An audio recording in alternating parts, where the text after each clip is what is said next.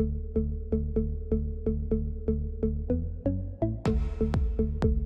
Desmond Shaw. This week on Look at This, it's graduation season, so I figured what better time than to do University Week. You know, here in the greater LA area, we're blessed to have some of the best public and private schools in the country, and some of them are actually a little bit more affordable than you may think. So let's fly over 5 of the many great universities in the LA area, give you a little bit of their history, show you a wider perspective of the campus, maybe give some of our younger viewers an idea of what it might be like to spend your college life on one of these campuses. And we'll start on one of my very favorite campuses to stroll around, admire the gorgeous architecture, a campus that you've no doubt seen in a ton of movies. This awesome university in West LA, it is the home of the Bruins. This is University California, Los Angeles, UCLA. It is the second oldest university in the UC system, behind Cal Berkeley, of course. And funny enough, 465 acres plus land here, but that actually makes it the second smallest of the UCs. I believe UC Santa Cruz is the largest, and the smallest is UC San Francisco. So this university has its roots back in the late 1800s, 1882. It was a teacher's college and occupied at one point the grounds of what is now LA City College over on Vermont Avenue on the other side of the city. It did not become a UC until 1919. It was growing by leaps and bounds, and then they had to find a new university because it was so popular. They had to find a new campus. So they actually had 2 proposals. There was this one in Westwood. There was enough land for sale, but they also thought about putting the university on the Palos Verdes Peninsula, if you could believe that, back when there were pretty much no homes up there. But they ended up choosing what they called the Beverly site that was just west of Beverly Hills. They purchased the land. The state purchased all 467 acres for $1 million in the late 1920s from the Jans family, who are apparently real estate tycoons in this area. So that's why these are named the Jans Steps, after the people that sold the land at a substantial discount, only $1 million for all of the land that UCLA occupies. So it is the most applied to public university in the country, 168,000 applications last year, and offers more than 330 different degrees for graduates and undergraduates as well. Lots of other interesting stuff about this university. Well, for one, it often ranks near the very top of best public universities in the country. And there's 27 Nobel laureates that have been affiliated with the faculty or researchers or alumni. Also among the faculty, 55 have been elected to the National Academy of Sciences, 32 to the National Academy of Engineering. There's lots of other statistics like that, but those were just a few that stood out. That's pretty cool. Lots of smart people here, that is for sure. UCLA Medical Center on the south side of the campus, down right in this area. UCLA Medical Center. And actually, yeah, that's Ronald Reagan, UCLA. But a lot of this is also the Medical Research Institute, the Doris Stein Eye Research Center right here, Jules Stein Eye Institute, Neurological Rehabilitation and Research Unit is right here. I'm just using my map overlay technology that tells me what all of these different buildings are. McDonald Medical Research Laboratory. So it's divided into the north and south sides of the campus, and the south side is more for the research side and all of the medical.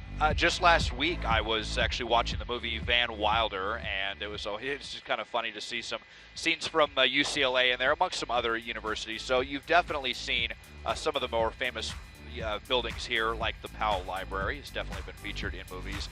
And Royce Hall is right down here, a very, very famous, beautiful building, and built with imported Italian bricks. Some of these more beautiful buildings as we come around to the north side of the university, kind of shooting into the sun here. But this is such a gorgeous university to walk around. I've been here with my dog many times, so highly recommend. If you're ever just in the area and you want to kind of have a little escape from all the hustle and bustle of Los Angeles, just come park in Westwood, put some money in the meter, and just come stroll around UCLA. Beautiful, beautiful campus. You see all of the trees. There's Japanese gardens. There's some koi ponds down in there as well. And, while we're on the topic of movies, pretty funny. It's not just movies. I was actually really amused to learn that UCLA has doubled as Stanford University in a couple of television shows as well. I thought that was pretty funny. Over here, Pauley Pavilion, very famous basketball arena. This will also be where, for the 2028 Summer Olympics, judo events are going to be here, as well as wrestling. That's going to take place at Pauley Pavilion. And apparently the Olympic Village for the 2028 Summer Games are going to be on the campus of UCLA as well. Obviously renowned for all of their sports. You've got track and field down here, the soccer fields, the tennis courts down there, where they actually host some concerts. When I was a kid, I went to a jazz concert there back in the day. But over here off of Sunset and Veteran, Hillgard, Sunset, and LeConte, I think is the other street. Yeah, that basically form the borders of UCLA. Gorgeous place. I've always wanted to go here. I went to CSUN myself, though. Ended up working out pretty well for me. We're going to be highlighting CSUN as well. It's University Week. I just figured while everyone just kind of graduated right around this time of year, it'd be pretty cool to talk about some of the universities here in Southern California. So a big, hearty congratulations to all of the Bruins. UCLA is also the most applied to university in the country. Over 160,000 applications last year. Of course, medicine and healthcare, one of their top specialties. UCLA Hospital is on the campus, and that hospital was just ranked 3rd in the nation by U.S. News and World Reports. Now to the other California public state university system, the Cal States, and we'll head south on the 405 to a Cal State that's been serving the community since just after World War II. We'll take a look at one of the premier public universities in LA County. It's California State University, Long Beach, established as a state college in 1949. And this area growing by leaps and bounds after World War II, Southern LA County, Orange County, so they wanted to build a new state college. And it all started in just 2 apartment buildings on Anaheim Street. But 1 year later, 1950, the city voted to spend $1 million to buy all of this land, 322 acres to build this modern campus, and enrollment has really surged. It tripled in the 1950s from 10,000 to just about 30,000 students. These days, closer to 40,000 students, which makes it one of the largest universities in the state by enrollment, and it's also one of the cheapest higher education options in the country at just under $6,000 per semester currently. It was not integrated into the Cal State system until 1972 when it went from being a state college to California State University, Long Beach. Some of the most popular majors include marketing, management, business, engineering, and family and consumer sciences. And if you're into college volleyball and basketball, you're really in for a treat because all of the home games are hosted here at the Walter Pyramid, one of the coolest sporting arenas anywhere with a capacity of just about 5,000 people. A big congratulations to all of the Beach graduates for 2022 here at California State University, Long Beach. That super cool pyramid alone is worth a visit to the campus. And by the way, we did do a separate look at this already on the Walter Pyramid. You can find that on our CBS Los Angeles YouTube page. And Cal State Long Beach is also proof that you don't have to take on crushing student debt to get a fantastic education. And the housing is also a lot cheaper in Long Beach, especially when you compare it to places like Westwood. Now, if you do have money to burn, then this next private university is definitely the place for you. It's also been the birthplace of some of the world's most important technological innovations. And, oh yeah, they do sports pretty well, too. Well, take a look at this prestigious private university south of downtown LA. It is the University of Southern California, USC, founded in 1880. That makes it the oldest private research university in California. Sits on just about 300 acres of land, but that was all donated by 3 very successful Angelenos, about 308 plots of land, all stitched together. A huge student body with more graduate students than undergrads, about 28,000 postgrads and 21,000 undergrads, a very diverse student body, and about 10% of them are international, representing 115 different countries. Some huge breakthroughs have been made at USC. This is the birthplace of the internet domain name. That's really a huge deal. Also, this is where the world's first computer virus was tested, which of course led to the creation of antivirus software. DNA computing was founded here. So much more. The business school, the journalism school, the school for cinematic arts, all very prestigious. And of course, the athletics department. More than 100 team NCAA championships, and USC has turned out more Olympic gold medal winning athletes than any other university in the world. Now, about 20% of new students are on a merit scholarship, which is great because if you're not, tuition is now running at more than $60,000 a year. Congratulations to all of the Trojans that just graduated. So there's 3 of the biggest and most popular universities in the greater LA area, but I wanted to include a school that kind of flies underneath the radar, and I have to admit I didn't know very much about this Cal State until I started digging into the many fascinating details in its history, and after doing that, I got to tell you, this school really deserves to be in the higher education conversation. Well, take a look at this university in Carson. It's Cal State Dominguez Hills, named after the Dominguez family who owned this land that the university sits on and a lot more. For 7 generations, it was actually the oldest land grant in Los Angeles. 75,000 acres at one point, dates back to 1784. The state bought this land in the 1960s.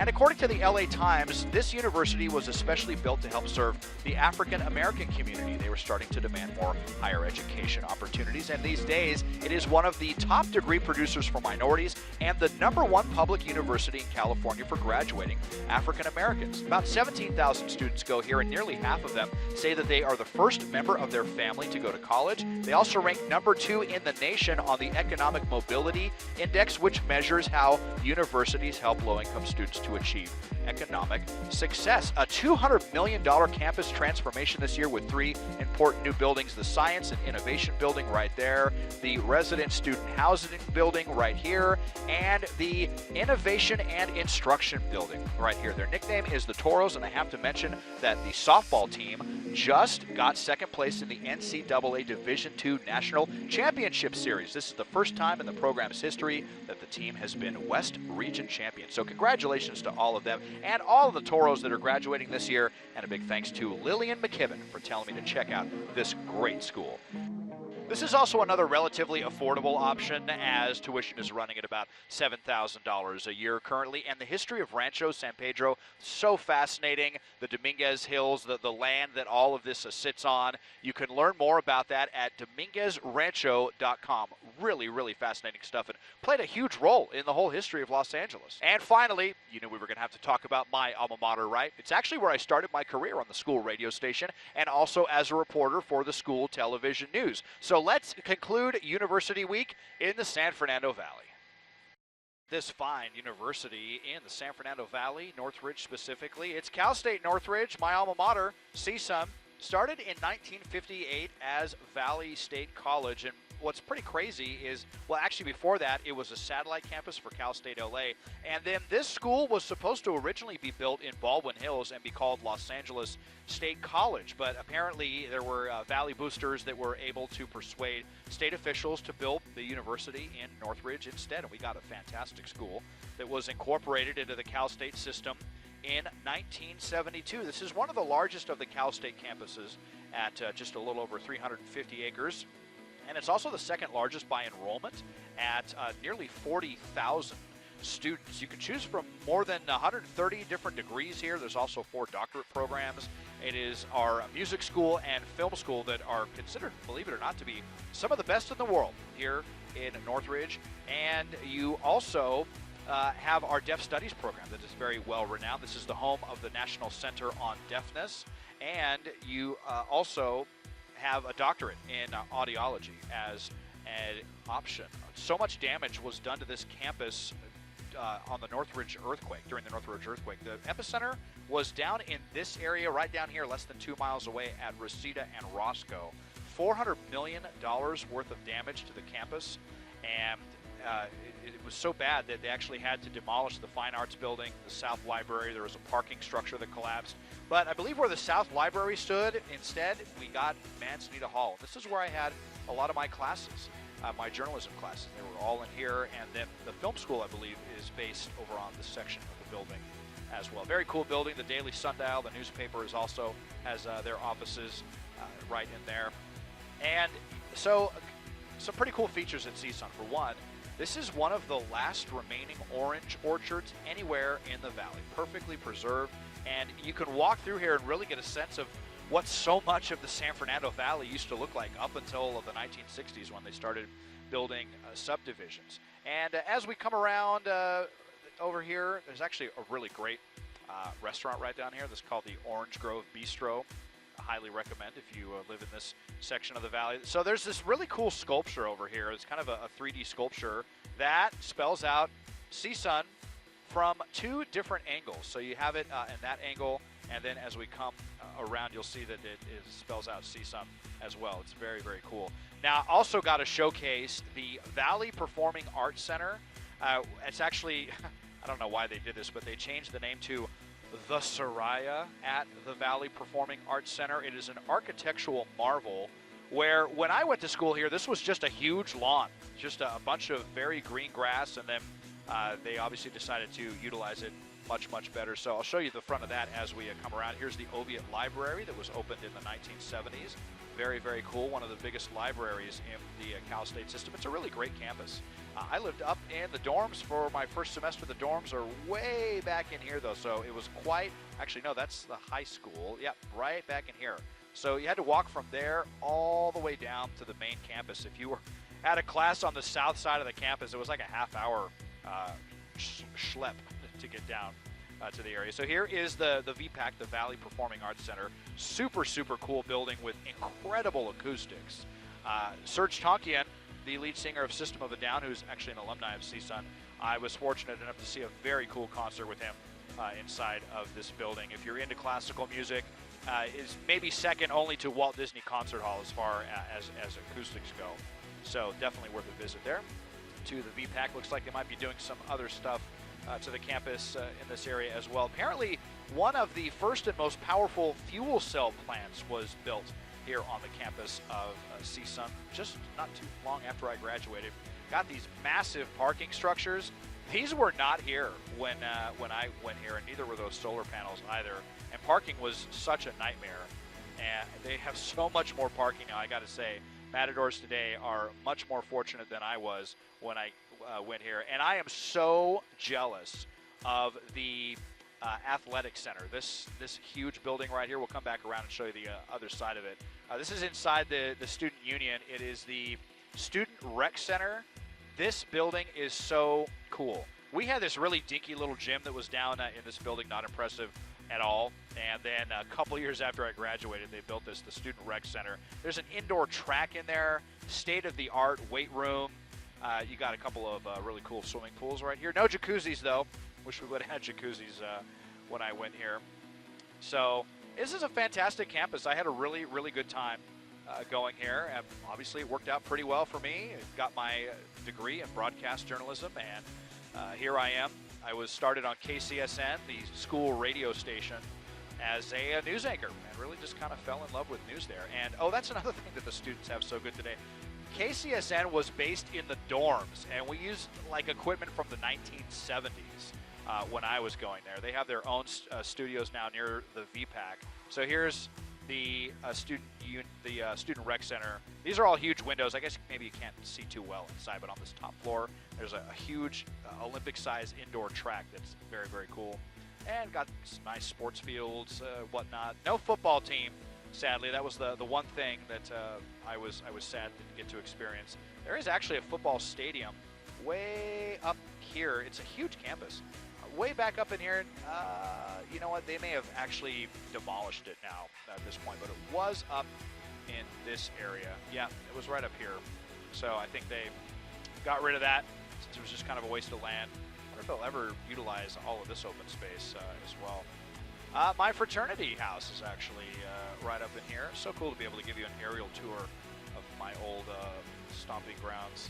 This is it right here, Lambda Chi Alpha. I'm not looking to be in too great a shape these days, but another thing, you know, we had a tiny little house over on Halstead Street, and it's just crazy how much nicer this campus is even since I went here with the VPAC, the Student Rec Center, what could have been my fraternity house. All of these are parking structures considered to be a commuter school, but it doesn't have to be that way. There's lots of housing all around here. You've got the dorms, although they're awfully expensive. I actually, it was jaw-droppingly expensive now that I think about it, although it was a pretty cool experience. Well, I guess that wraps up the aerial tour of my alma mater, California State University, Northridge. If thinking about coming here, maybe for a doctorate or a postgraduate education, or coming for an undergrad degree, maybe for watching it, you're in high school, this is a very, very cool campus, and I was very pleased to have gone here. Just wish I could have gone there a little bit sooner, could have experienced the awesome Valley Performing Arts Center and the brand new KCSN studios, which are in this building as well. Well, anyway, congratulations to all of the Matadors, everyone who is graduating in 2022. Go Matadors! And there's just a sample of the many great universities we have in Southern California. We also have Cal State LA, Cal State Fullerton, Cal Poly Pomona, UC Irvine, UC Riverside, Caltech, Cal Arts, all of the great community colleges out there as well. All things I hope to take a look at in the near future. And a huge congratulations to everyone who's graduating in 2022 from high school to post-grad. And taking a look at this from Sky 2, I'm Desmond Shaw.